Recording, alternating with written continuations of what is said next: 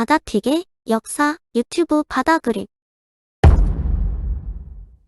고대 요동은 한민족 방어 체계의 핵심이다. 2부 수당 대전의 진짜 전장과 고구리의 멸망 원인입니다. 그럼 시작합니다. 현재 남겨진 유적으로 파악한다면 고구리의 대중국 방어 체계는 2단계로 구성된다. 1단계는 고대 요동을 치열하게 사수하는 것이다.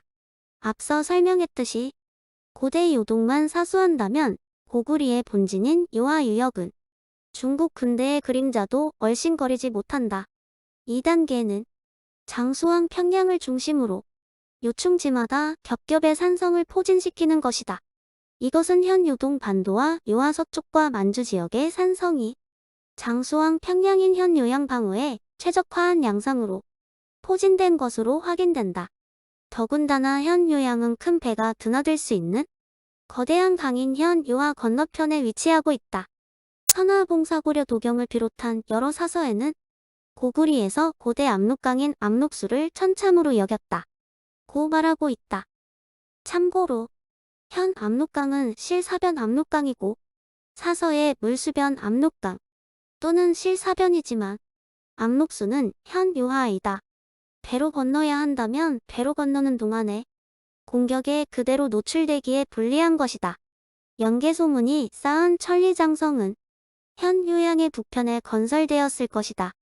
그리고 큰 배로 건너야 하는 부분을 제외하고 북쪽, 즉 모용환과 광구검에게 돌파당한 배가 아닌 걸어서 건널 수 있는 부분에 건설되었을 것이다. 일반적으로 장성은 기병을 상대하기 위하여 건설한다. 특히 고구리 천리장성은 모용환과 광구검 같이 빠르게 침투하고 빠르게 빠져나가는 적을 상대하기 위하여 건설되었을 것이다. 기습전이 유일한 고구리 1단계, 2단계 방어체계의 취약점이므로 이를 해소하기 위함이다. 따라서 천리에 걸쳐서 낮고 길게 장성을 구축했을 것이다. 기습 전략이 목표인 군대는 3, 4일만 지체시켜도 작전에 엄청난 차질을 빚는다. 이 천리장성이 2, 3, 4일 지연 역할을 수행해주는 것이다. 그러면 이것을 알고 있는 적군이 이러한 기습 전략을 수행할 의욕을 상실한다. 바로 전쟁이 억지되는 것이다.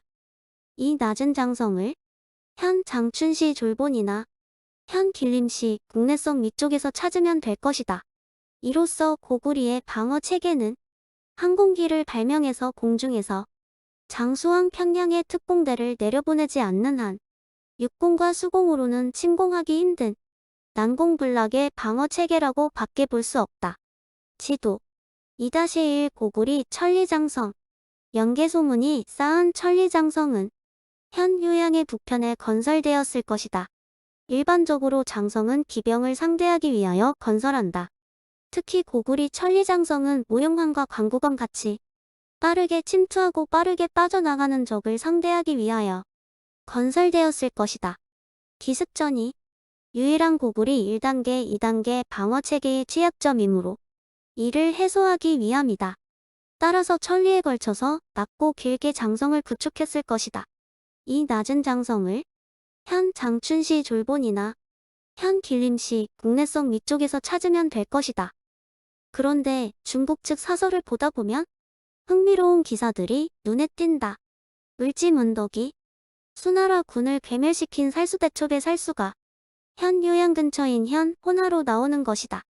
한국 북방 국경의 흐름 복기대 허우범 남주성 임창경 길리숙 신민식 남의현 최규홍 정택선 압록수와 평양의 위치 재기정에 따른 살수 위치 검토 신민식 이 논문의 살수가 현 호나인 이유가 명쾌히 설명되어 있다.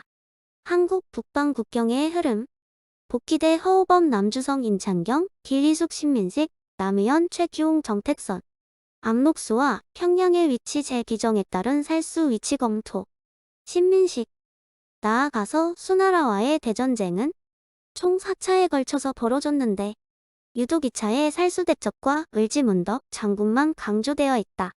이것은 가장 중요한 1차의 인유관 대첩과 2차의 요동 대첩이 고구리 측 장수의 이름이 정사에 전해지지 않는 것으로 상징된다. 그 이유는 고수대전을 찬찬히 분석해보면 알 수 있는데 그 핵심이 고대 요동 감축이라는 것이다. 1차. 전장 고대 요동. 인류관 전투 강의식 야사에서만 이름이 전해짐. 대동운의 서곽 참록. 2차.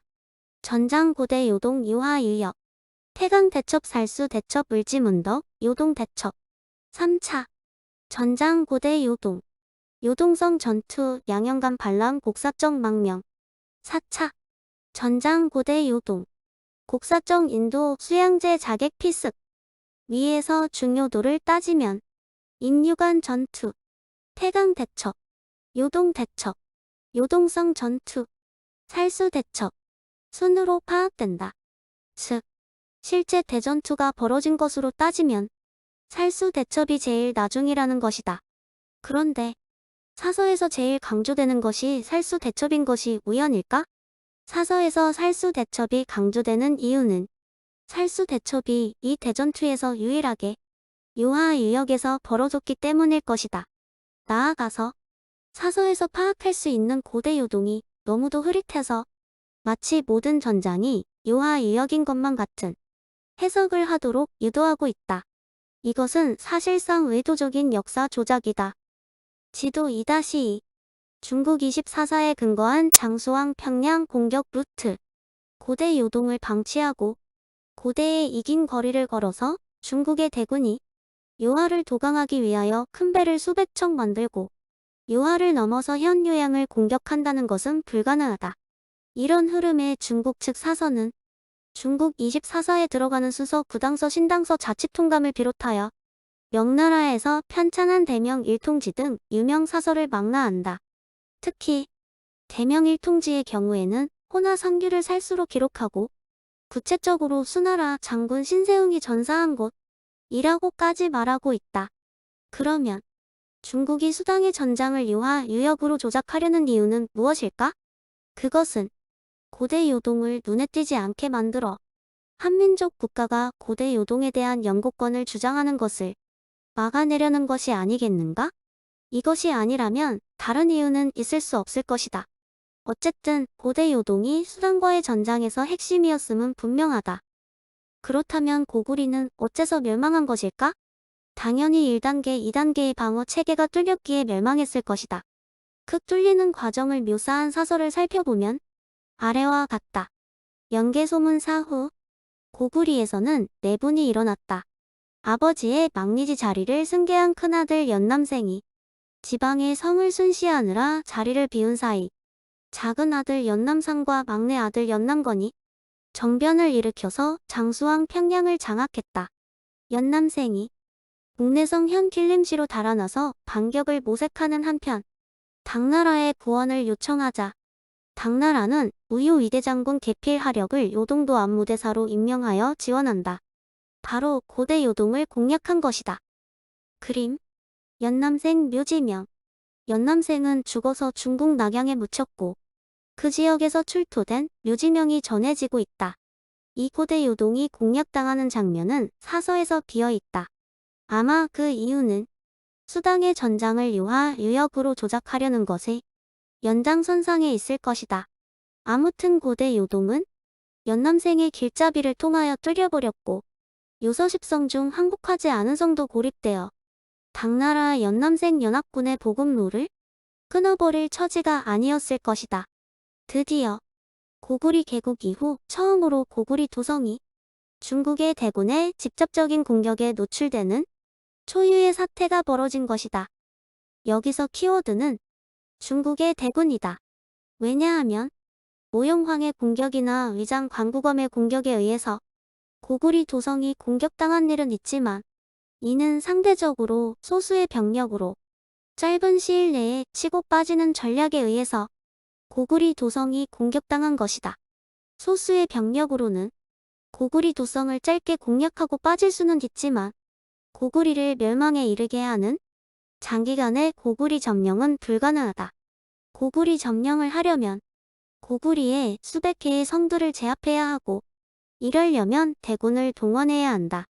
점령한 각 성에 수천 수만의 병력을 남겨둬서 수성을 해야 하기 때문이다. 이런 대군과 보급이 없다면 청야 전술로 대응하는 고구리를 멸망시키기는 불가능하다. 이것은 명림답부의 자원대첩으로 역사적으로 입증된 바 있다. 그런데 이런 형제 간 내분의 와중에 고구리의 남쪽 신라 전선을 맡고 있던 숙부인 연정토가 고구리 남쪽에 12성 3,543명을 데리고 신라에 투항해버린 사건이 발생했다. 당나라 연남생 연합군은 대군을 동원할 수 있는 보급이 절실했는데 천운으로 신라로부터 보급을 받을 수 있는 길이 열린 것이다. 사서에 666년 백제가 무너진 이후 거의 매년 평양성을 공격했다고 나와 있지만 실제로는 연정토가 신라에 투항한 666년 이후에나 평양성 공격이 가능했을 것이다. 또한 연정토가 신라에 투항하지만 않았어도 2단계 방어 전략이 준비되어 있었던 고구리가 쉽게 당나라에 멸망당하진 않았을 것이다. 따라서 고구리의 멸망은 1단계, 2단계 방어체계의 문제가 절대 아니며 내분의 문제 때문인 것이다. 지도 2-3 고구리의 멸망 666년 연정토가 투항한 이후 당나라의 대군은 당나라를 출발하여 천리장성을 뚫고 장수왕 평양 구축에 진을 차렸을 것이다. 여기서 2년간 신라로부터 보급을 받으며 장수왕 평양의 맹공을 가했을 것이다. 사방이 고립된 장수왕 평양은 666년 항복하였고 당나라의 대군은 철수하지 않고 장수왕 평양에 안동도호부를 설치한 후 고구리의 성들을 하나씩 점령해 들어갔던 것이다. 그리고 신라로 남침 야욕을 드러냈다. 하지만 신라로부터의 보급이라는 절대 조건이 사라진 이상 이는 무리한 욕심이었고 연정토가 신라에 투항할 때 바친 고구리 남쪽 12성을 기준으로 해서 당나라와 신라의 경계가 그어졌을 것이다. 다음 시간에는 고대 요동의 중요성과 중국 4대 사관 식민사학의 역사 조작에 대하여 계속 알아보는 시간을 가져보려고 한다. 이상으로 오늘의 영상을 마칩니다. 오늘 영상이 도움이 되셨나요? 구독과 좋아요와 알람 설정을 해주시면 역사 연구와 영상 제작에 진짜로 많은 도움이 된답니다.